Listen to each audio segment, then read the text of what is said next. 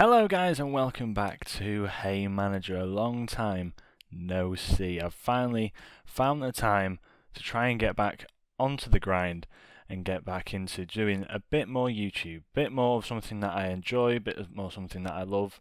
And yeah, life has changed a lot, but now this is where I'm going to try and get back into a bit of a regime, try and get some videos out there and see what I can provide for you lovely people out there, my 132 subscribers who are still sat there waiting probably for a video to come out. So my first video back is going to be a fancy Premier League team. I'm going back to my roots. I years and years ago out of a YouTube channel called Fancy Football Insights. It's still out there, but under a different name from when I've renamed stuff. But yeah, going back to my roots, looking at how I can set up and hopefully help you set up your fancy football team. So we'll skip straight to the screen, transition in, all new rebranding. I've spent quite a bit of time setting up all these different screens, these different graphics and stuff to try and make them look just a bit crispier, a bit nicer, a bit more modern. First of all, we'll start off in net with Ramsdale. I've got the figures up here. Influence, creativity, threat, the ICT ratings on Fancy Premier League to really decide who's the best player in that position. He comes in 12th for influence and creativity and 48th on threat. So obviously it's a goalkeeper rating, he's not going to be like fantastic.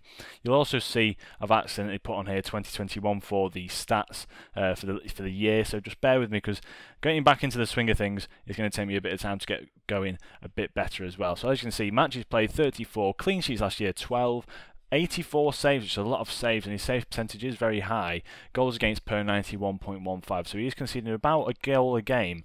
But if we look at his fixtures coming up, Crystal Palace, Leicester, Bournemouth, Fulham, Villa, then we have a difficult game against United, Everton and Brentford. They've got a very nice first 8 game weeks, Arsenal. So this is why you probably see my team jam-packed with Arsenal players. But Ramsdale is a solid pick in the goalkeeper spot. Next to him, Meslier, really good player as well. So Leeds, a bit on the edge this year. He's going to be making a lot of saves, but as you can see, again, first 10 sort of game weeks, looking at possibility for quite a few clean sheets. So just as a backup goalkeeper, 4.5 million, he's good. Ramsdale, 5 million, solid as well.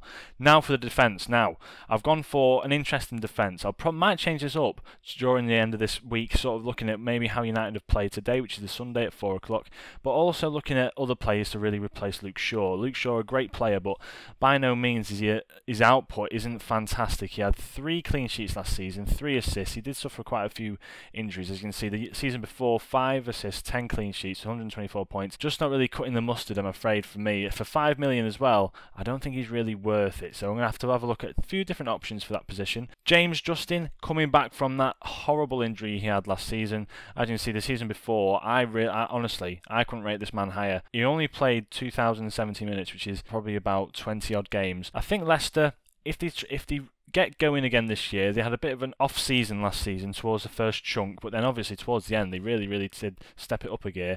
4.5 million as well, can't really complain. It's just the fact, does he play over the likes of Luke Thomas or Castagna, who plays also for Leicester? It's just seeing who they're going to actually start with Leicester and then going forward with them. So James Justin in my team. Cancelo, now Cancelo, I have another graphic for him. He is one of the most outstanding Fantasy Premier League players, and also getting the number 7 shirt. Interesting one for Manchester City. Now their first few games, interesting. They've got West Ham away from home, which would be a nice opening game for them, but then Bournemouth, Newcastle, Crystal Palace, Nottingham Forest, Villa. Tottenham's an interesting one as well. Then Wolves. First 8 game weeks, you're looking for a first 12 game weeks, probably a very tidy start for the season for City, with how powerful they're going to be. Last season, 7 assists, expected assists 5.1, so performing above what he's probably should have been getting. Influence 4th, creativity 3rd, threat 1st out of all defenders. Yeah, he is an outstanding player. And clean sheets 19. This man's going to get you a lot of clean sheets. Now, Max Kilman, I'll go over this man. I think pre-season he's looking really good, and to be honest, Wolves are looking really good as well. Now they have a difficult start to the season, obviously. Then they have this really rough run here for Liverpool, City, West Ham, and the likes, and Chelsea as well. But for 4.5 million, I think this man's a bit of a steal. He does get forward. He likes to get forward. He's great in the air. He's great with his feet. I think Wolves are going to be a bit of a going towards those Europa League spots, I think, this season. I think they're going to really battle it out. They've had a great pre-season. So Max Kilman's in there, and then obviously Alexander-Arnold. I don't think you can really compare this man with anyone else. He had an I mean, for a bad season, 2 goals, 8 assists, and 10 clean sheets, 160 points for a bad season is apparently is apparently a bad season. 210 points the year before and 208 last season with 12 assists. This man was absolutely sensational. Liverpool have a nice start, but as you can see, 55.9% of people have picked him. Will you go with Robertson maybe to try and get a bit of a differential going? Who knows? Who knows? Now, the midfield. The difficult picks that I've had to make. It's Rashford, Marcus Rashford. So, pre-season, we've seen Rashford on the left, Martial through the middle, and then we've also seen Sancho on the right, but also Martial and Rashford interlinking from the left and the striker position. With Ronaldo coming back into play, I don't know how much of an impact Marcus Rashford's going to really have. He had obviously the season last year was his comeback season after the horrible injury towards the end of the year. Before that, he had 11 goals, 11 assists. You get a clean sheet. 1 point for a clean sheet as a midfielder. He was really, really good in that season. Before that as well, 17 goals, 8 assists, 10 goals, 7 assists. The man's only going to get better, I think, as well. Coming up to 25, I think, now. I think this man, if he gets back to his form, he's going to be phenomenal. So for the chance to take on a £6.5 million player, if he starts banging in like 11 goals, 11 assists, as you can see from previous years, he's worth £9.5 million. I think you should really go for this man. I think this should be a hands-down pick because he's too talented not to start. He's too talented not to start. With Sancho on the right, it's looking like that Martial and Rashford battling for that left wing position. Rashford just a bit more to him than Martial, I think, going backwards and forwards, really playing tidy football. Martial's a great finisher, don't get me wrong, but Rashford, something about him, the runs he makes in behind is just too clever for him to not start. So yeah, Neto. Pedro Neto, I don't know if I've got a graphic for him. This man, in pre-season, has been unreal. He's scored, I think he's scored in like majority of the games, a good 80% of the games that they've played. As you can see, in 2020-21 season, he actually got 5 goals, 8 assists, 9 clean sheets. Last year, he didn't play that many games. He only looks like he played probably 5 games there, picking up 22 points. But he is one to watch for sure. Wolves, again, not having the tidiest start of the year, but back end of the season, midway through, so to speak, looking really good. So I think Kilman and Neto are nice cheap buys, and Wolves are looking pretty solid. Now we'll go on to Bukayo Saka, great player.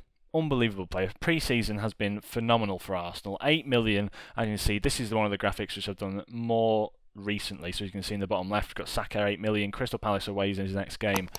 Saka, 9th in influence, 6th in creativity, 2nd in threat throughout all midfielders. That's all midfielders, that is.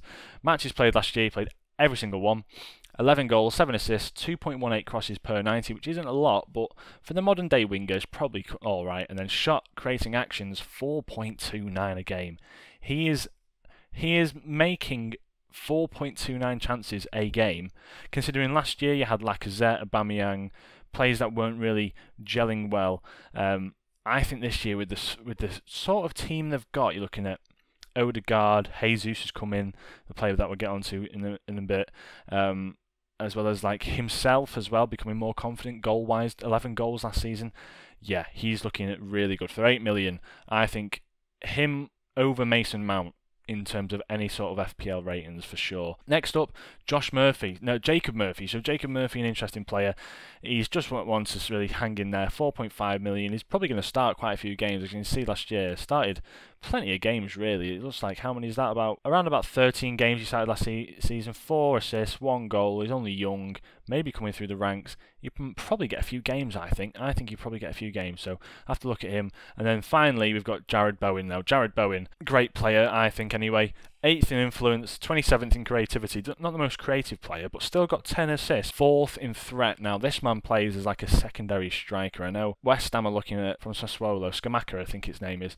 He looks really good to be set for a striker role, but Jarrod Bowen just has something else. He's coming in from that right-hand side, plays as that secondary striker. The interplay between him and Antonio was phenomenal. 8.5 million. West Ham have tricky start to the season, but 12 goals, 10 assists, 1.72 crosses per 90. He's not the most traditional like winger. He's more of an inside forward, but shot creating actions per 90, 2.87. He makes his own shots really. Goal creating actions were very, very high for him.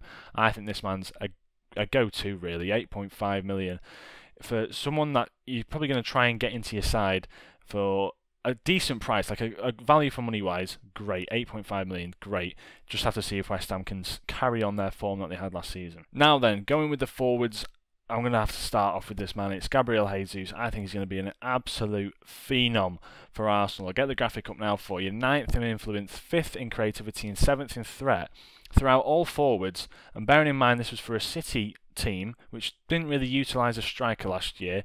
28 games he played, 8 goals, 8 assists, 3.02 shots per game, which is only going to get higher. The amount of shots he's going to be allowed to take as the main striker for this Arsenal side is going to be off the charts. Goal creating actions, now this is GCA per 90, 0.86, so near enough, you're closing in on close to 4 in 5 games, maybe even 5 in 6 games, he's going to create a goal. He's going to create something about him. He's just really, really good. For 8 million as a striker, him over Calvert-Lewin every day of the week.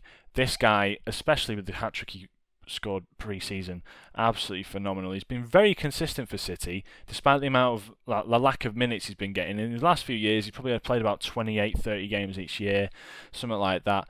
But yeah, 68.5% of people have actually chosen him for the start of the season. He is going to be the man. You need him in your side. You need him. That's it. End of.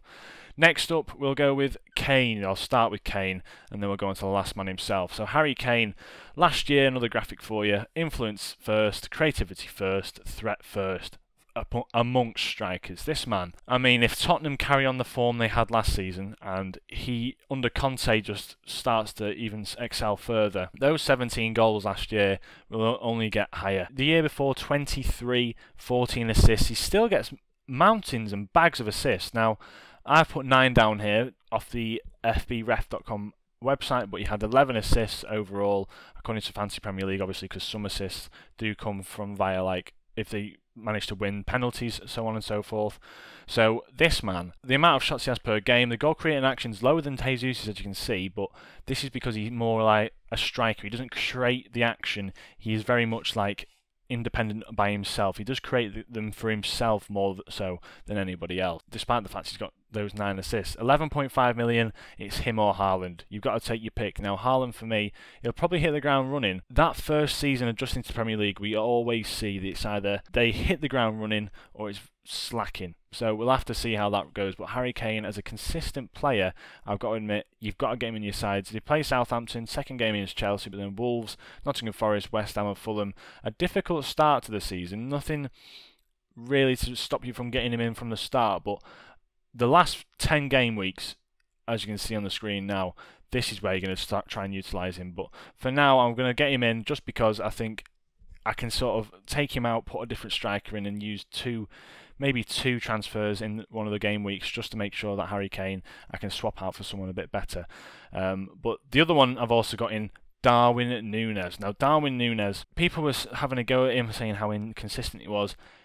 As a main striker for Liverpool, with the service you're going to get, you're going to score goals. There's no question about it. And with how much this man wants to succeed, and with the sort of build that we've seen in previous years, where Lukaku's not really succeeded because of how big he is, but we've seen the likes of Calvert-Lewin, Kane, who else have we seen? Ronaldo, pretty much with the physicality as well as a bit of technique and an eye for goal.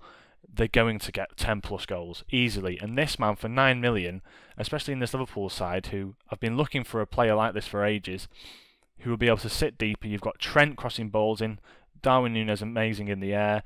You've got Luis Diaz on the left, Salah on the right. All threats from all angles. The second balls opportunity is going to be unreal. I think Darwin Núñez is a standout pick as well. You've got to really get him in your sides for 9 million. Again, for someone who's probably going to be him, Kane, Jesus and Haaland as the main strikers this year, as well as maybe Ronaldo. You've got to get Darwin Núñez in there. You've got to for sure. So that is my Fantasy Premier League side. Let me know down in the comments who you're picking, who you think is going to be the best player to pick. But yeah, I thought I'd come back, give a bit more of a bit of a lengthy video, but a bit of a more understanding video, going back to my roots of how I used to do this. And yeah, I hope you're enjoying the new graphics, hope you're enjoying the content that should be coming back as well. If you did enjoy the video, please leave a like, subscribe if you are new, and I shall catch you in the next one. There is not going to be like a consistent upload schedule. It'll be a case of when, if, and can I get stuff out. Hopefully, we're going to be. I might try and start up a final fancy football manager series for football FM22 before the next one comes out, just to try and get back into the swing of things and see how we can take it from there. So yeah, hope you did enjoy the video. As ever, hope you're all well. Stay healthy, enjoy the sunshine, and I shall catch you in the next one. From me, Alex, have a great day. Ciao.